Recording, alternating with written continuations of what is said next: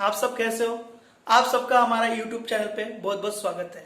आज हम Maharashtra state board का 9th क्लास का हिस्ट्री का चैप्टर पढ़ने वाले हैं। इसके पहले जो वीडियो आया था उसमें हम पार्ट 1 का डिटेल देखे थे। आज हम पार्ट 2 उसके आगे का देखने वाले हैं।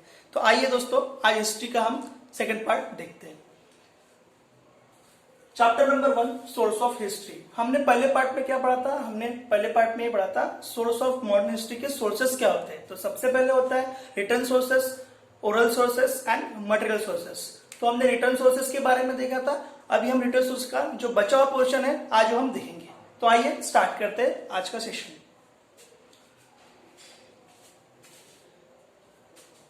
प्रेस ट्रस्ट ऑफ इंडिया, इसको पीटीआई कहा जाता है। आइए इसके बारे में देखते हैं रिटर्न सोर्सेस में इसका क्या यूज होता है। PTI is the primary source of information to the newspaper in India since 1953। PTI यह इंफॉर्मेशन का प्राइमरी सोर्स है। न्यूज़पेपर को जो भी इंफॉर्मेशन मिलती है वो पीटीआई देती है। तो न्यूज़पेपर का प्राइमरी सोर्स है PTI, press trust of India. यह इंडिया में सिंस 1953 से दिया गया है। सेकंड पॉइंट देखते हैं इसका। It provides reports, photographs and articles on many issues. तो जो भी न्यूज़पेपर में जो भी इश्यूज होते हैं उसको पीटीआई क्या करती है? रिपोर्ट देती है, फोटोग्राफ देती है और आर्टिकल को क्या करती है? प्रोवाइड करती है। It has replaced teleprinter by satellite broadcast in 1990। तो प्रेस ट्रस्ट ऑफ इंडिया ने टेलीप्रिंटर को रिप्लेस किया था सैटेलाइट ब्रॉडकास्ट के द्वारा। आज सैटेलाइट ब्रॉडकास्ट के द्वारा हम क्या कर सकते हैं? हम बहुत सारी चीज को क्या कर सकते हैं? अपने घर बैठे देख सकते हैं। जैसे हम टीवी देखते हैं, म्यूजिक के शोज देखते हैं, पिक्चर के शो देखते हैं, न्यूज चैनल देखते हैं, कार्टून्स देखते हैं, हम ऑनलाइन स्टडी करते हैं। सारे सैटेलाइट के द्वारा हम क्या कर सकते हैं? दुनिया भर की इंफॉर्मेशन हम क्या कर सकते हैं? घर बैठे देख सकते हैं। यह सब किसने किया है? पीटीआई ने किया है, press trust of India. Now it has also started online services. तो देखिए ऑनलाइन सर्विसेज, हम ऑनलाइन स्टडी कर रहे हैं, ये सब पीटीआई के द्वारा किया गया है। इसने किसको किया था रिप्लेस? टेलीप्रिंटर को। तो ये जनरल से क्वेश्चन भी बन सकता है कि पीटीआई ने किसको रिप्लेस किया? तो पीटीआई ने टेलीप्रिंटर को रिप्लेस किया था सैटेलाइट ब्रॉडकास्ट के द्वारा। अब देखते हैं, लेट अस नो। आइए थोड़ी जानकारी जानते हैं। इंडियन न्यूज एजेंसीज, अब ये होता क्या है? देखो, news agencies around the world provide news to newspaper before independence. Reuters provide news to newspaper. However, after independence we form our own news agencies. देखिए इसका मतलब क्या होता है? जो इंडियन न्यूज एजेंसी होती है ये क्या करती है? बहुत सारे न्यूज क्या करती है? न्यूज़पेपर को क्या करती है? प्रोवाइड करती है। लेकिन ये इंडिपेंडेंस के बाद हुआ था। लेकिन इंडिपेंडेंस के पहले जो न्यूज़पेपर को न्यूज प्रोवाइड करते थे उसे हम रूटर्स कहा करते थे। तो ये भी एक जनरल नॉलेज का क्वेश्चन बन सकता है। आइए देखते हैं कि हमारे इंडिया में हमारे खुद के न्यूज एजेंसीज कौन कौन थी है वो हम देखेंगे। तो हमारे खुद के हैं इंडिया के प्रेस ट्रस्ट ऑफ इंडिया, यह 1910 में एस्टेब्लिश हुआ था। सेकंड है United news of India, Uni. Third है समाचार भारती। फोर्थ है हिंदुस्तान समाचार। ये हमारे इंडिया के न्यूज एजेंसीज है। अब देखिए रिटर्न सोर्सेस में न्यूज लेटर क्या होता है। तो देखिए, people come to know about their objectives, plans and work through news letter.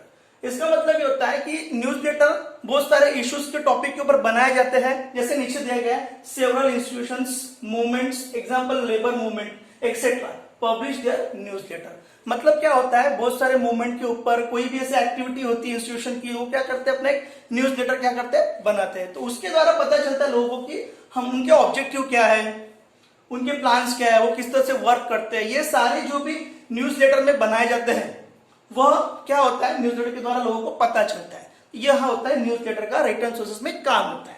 हम अब देखते हैं एफ, इंडिया 2000। ये इंडिया 2000 बुक है, ठीक है। अब देखो इसको पब्लिश किसने किया? Research references and training department in the information and broadcasting. तो हम देख लेते हैं इंडिया 2000, ये बुक है। ये बुक को किसने पब्लिश किया है? इस बुक को information and broadcasting department of Indian government published an annual reference book India 2000। मतलब एक information and broadcasting of department of government India ने इसको क्या किया? पब्लिश किया है। ये एनुअल एक वार्षिक ऐसी किताब थी। ये इंडिया 2000 के नाम से ये बहुत प्रचलित में बहुत इंपॉर्टेंट ऐसे क्या है, किताब है। तो इस किताब से हमें रिटर्न सोर्सेस में क्या क्या हमें इंफॉर्मेशन मिलती है वो हम देखेंगे। उसके बारे में पता चलता है हमें, इंडिया के बारे में पता चलता है, लैंड, पीपल, नेशनल एम्बलम मतलब राष्ट्रीय प्रतीक कौन कौन से, इन्वायरमेंट के बारे में पता चलता है इंडिया के, स्पोर्ट्स के, पॉलिटिकल सिस्टम कैसा था, एग्रीकल्चर, हेल्थ, वाटर कंजर्वेशन। तो यह सारी जो टॉपिक्स के बारे में पता चलता है हमें इस बुक में पता चलता है। ठीक है, यह book information broadcasting department of India ने पब्लिश की थी। अब रिटर्न सोर्सेस में सबसे इंपॉर्टेंट एक पार्ट है वो है पोस्टेज स्टैम्प। तो देखो पोस्टेज स्टैम्प के बारे में हम बात करते हैं।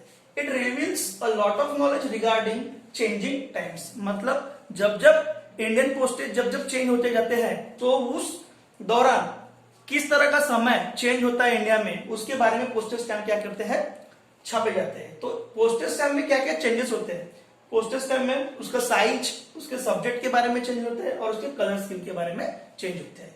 The postal department issues postage stamp on a wide variety of themes. मतलब क्या होता है, पोस्टेज स्टैम्प की जो थीम्स होती है वो भी चेंज होती है और वो थीम किस किस थीम के ऊपर पोस्टेज स्टैम्प छापे जाते हैं वो यहां बताया गया है।